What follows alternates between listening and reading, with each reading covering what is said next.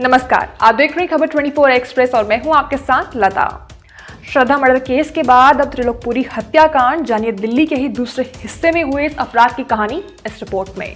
महरौली के बाद अब दिल्ली के त्रिलोकपुरी में हुए हत्याकांड का सोमवार को पुलिस ने खुलासा किया, जिसमें महिला ने बेटे के साथ मिलकर अपने पति की हत्या की, उसके 10 टुकड़े कर फ्रिज में रखा और कई दिनों तक आसपास के इलाकों में उन्हें फेंकती रही।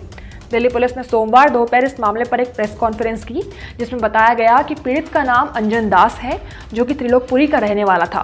हत्या की आरोपी महिला का नाम पूनम है और वो अंजन की दूसरी पत्नी थी।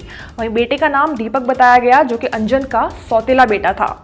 मीडिया से आगे बात करते हुए दिल्ली पुलिस ने बताया कि आरोपी पूनम और बेटे दीपक को पुलिस की क्राइम ब्रांच ने अदालत में पेश किया था, जहां से दोनों को ही 4 दिन की पुलिस रिमांड पर भेज दिया गया है, जिनसे अब पूछताछ पांडव नगर पुलिस करेगी।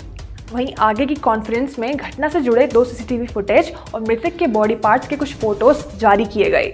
सीसीटीवी फुटेज में बेटा बैग ले जाता दिख रहा है और मां भी बेटे के पीछे तैनात दिख रही है। वहीं अब तक की जांच में पुलिस ने 6 टुकड़े बरामद कर लिए हैं, जिनमें सर भी शामिल है। अब आपको अपराध का फ्लैशबैक और घटना को विस्तार में बताते हैं। 5 जून को दिल्ली पुलिस पांडव नगर में गश्त पर थी, जिस दौरान झाड़ियों से बदबू आने पर पेट्रोलिंग टीम ने थाने में जानकारी दी, जिस पर जब आसपास सर्च किया गया तो टीम को एक बैग में इंसानी शव के टुकड़े मिले।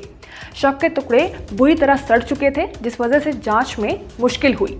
हालांकि तब भी जांच को बरकरार रखा गया। यूपी और आसपास के राज्यों के पुलिस थानों में गुमशुदा रिकॉर्ड की पड़ताल की गई, जिस दौरान अंजन दास के 5 से 6 महीने से लापता होने की खबर मिली। जांच पड़ताल में पता चला कि अंजन त्रिलोकपुरी में पूनम और दीपक के साथ रहता था, लेकिन दोनों ने ही अंजन के गायब होने की रिपोर्ट नहीं की थी, जिस पर पुलिस का शक गहराया। पुलिस ने पूनम और दीपक दोनों से ही पूछताछ की, जिस पर दोनों ने हत्या की पूरी कहानी और वजह बताई। पूनम ने बताया कि उसे अंजन पर शक था कि वो बेटे दीपक की पत्नी और उसकी एक तलाकशुदा बेटी जो उनके साथ ही रहती थी, उन पर बुरी नजर रखता था, जिसे लेकर पूनम और दीपक दोनों ने ही मार्च अप्रैल में हत्या की साजिश रची, जिस पर अमल करते हुए 30 मई को प्लान को अंजाम दिया गया। दोनों ने अंजन को शराब पिलाई, जिसमें नींद की गोलियां मिली थी, और उसके बेहोश होने के बाद अंजन के गले और शरीर के कई हिस्सों पर चाकू से वार कर उसकी हत्या कर दी। हत्या के बाद पूरी रात शव को वहीं छोड़ दिया गया। अगले दिन घर से खून साफ किया गया और फिर लाश के 10 टुकड़े किए गए, जिन्हें फ्रिज में रखकर बाद में उन्हें बैग में भरकर पांडव नगर और आसपास के इलाकों में फेंकने का सिलसिला शुरू हुआ, जो कि करीब 8 से 10 दिन तक चलता रहा। बता दें कि हत्या के बाद जब टुकड़े फ्रिज में रखे गए तब घर में पेंट करवाया गया ताकि बदबू को दबाया जा सके। वहीं अंजन के सिर को गड्ढा बनाकर गाड़ दिया गया। फिलहाल मामले पर बात करते हुए पुलिस ने यह भी बताया कि अंजन के घर वाले बिहार में रहते हैं, जिसके चलते अंजन का डीएनए टेस्ट करवाने के लिए पुलिस टीम वहां भेजी जाएगी। और इससे जुड़ा यह है हमारा आज का सवाल।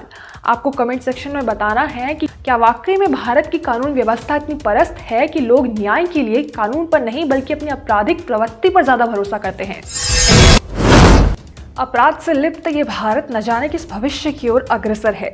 कल श्रद्धा मर्डर केस तो आज पिता ने लिए अपनी बेटी के प्राण हैं। बंगलुरु में एक टेक्नीशियन ने अपनी 2 साल की बच्ची की दम घोटकर हत्या कर दी। बच्चे की जान लेने के बाद उसने आत्महत्या की कोशिश की, लेकिन बच गया। पुलिस कार्यवाही में कारण सामने आया कि चूंकि उसके पास बच्ची को खिलाने के लिए पैसे नहीं थे, तो उसने बच्ची की जान ली। आरोपी की पहचान 45 साल के राहुल परमार के नाम से हुई है, जो कि गुजरात का रहने वाला था और 2 साल पहले अपनी पत्नी भव्या के साथ बंगलुरु शिफ्ट हुआ था। आरोपी 15 नवंबर से ही अपनी बेटी के साथ लापता था, जिसकी शिकायत पत्नी भव्या ने पुलिस स्टेशन में दर्ज करवाई थी। बता दें कि पूरी घटना को 15 नवंबर को अंजाम दिया गया था, जिसके बाद 16 नवंबर को बच्चे की डेड बॉडी कोलार के किंदत्ती से मिली, जिसके किनारे पुलिस को एक नीले रंग की कार भी मिली। बता दें कि बच्ची का शव मिलने के बाद 16 नवंबर को बंगलुरु रेलवे स्टेशन से आरोपी पिता को भी गिरफ्तार कर लिया गया था। हालांकि मामले का खुलासा अब जाके हुआ है। पुलिस मामले पर कार्यवाही कर रही है, जिस दौरान पूछताछ में राहुल ने बताया कि वो बेटी को स्कूल ले जाने के बहाने घर से निकला था। वो खुद को मारना चाहता था, लेकिन बेटी के सामने होते हुए वो ऐसा नहीं कर पाया। वो पूरे दिन बेंगलुरु और कोलार के आसपास चक्कर लगाता रहा और शाम को झील के पास आकर कार रोककर बहुत देर तक सोचता रहा कि क्या करना चाहिए। उसने घर लौटने का भी सोचा, लेकिन कर्जदारों के डर से वो ऐसा नहीं कर पाया।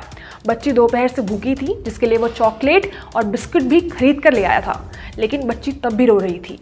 राहुल के पास बच्ची को कुछ और खिलाने के लिए पैसे नहीं थे, इसलिए उसने बच्ची के साथ जान देने का फैसला लिया, जिसके बाद उसने बच्ची को बहुत देर तक गले लगाया, जिससे बच्ची का दम घुट गया। राहुल बच्ची के शव के साथ झील में कूदा, लेकिन वो बच गया।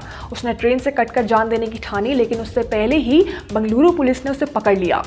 पुलिस रिपोर्ट के अनुसार पिछले 6 महीने से राहुल बेरोजगार था और उसे बिटकॉइन के बिजनेस में भारी नुकसान भी हुआ था।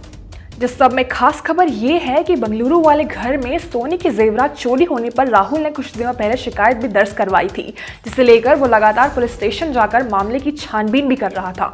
हालांकि पुलिस की छानबीन पूरे होने पर यह पता चला कि राहुल ने खुद ही अपने घर से जेवरात चुराए थे और उन्हें गिरवी रख दिया था। जिसके बाद पुलिस ने जब मामले पर उसे थाने आने को कहा तो उसने उससे पहले ही बेटी की हत्या कर दी, जिस पर पुलिस का मानना यह भी है कि चोरी की झूठी रिपोर्ट लिखवाने के मामले में कार्रवाई के डर से उसने कदम उठाया। ये जांच का केवल एक एंगल है। फिलहाल पुलिस मामले की जांच हर एंगल को खंगाल कर रही है।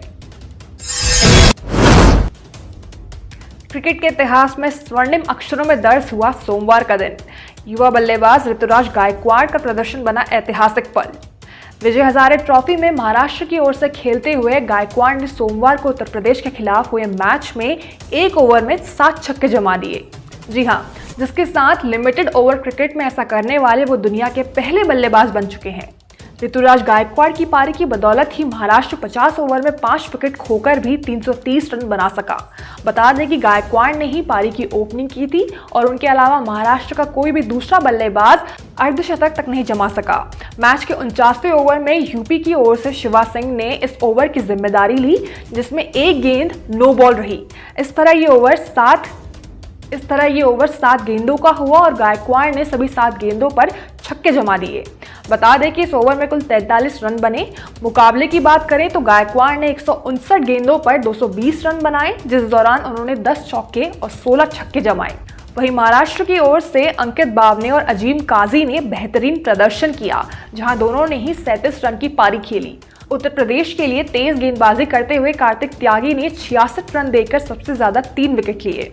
गौरतलब है कि गायकवाड़ ने किसी हल्की गेंदबाज टीम के खिलाफ ताबड़तोड़ बल्लेबाजी नहीं की, बल्कि इस मैच में उतरी यूपी की टीम में आईपीएल खेल चुके 4 गेंदबाज शामिल थे, जिनमें अंकित राजपूत, शिवम मावी, कार्तिक त्यागी और करण शर्मा मौजूद रहे।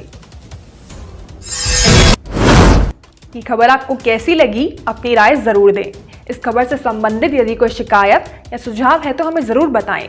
अगर आप YouTube पर हमारी खबरें देख रहे हैं तो खबरों को लाइक करना, शेयर करना और हमारे चैनल को सब्सक्राइब करना ना भूलें। धन्यवाद।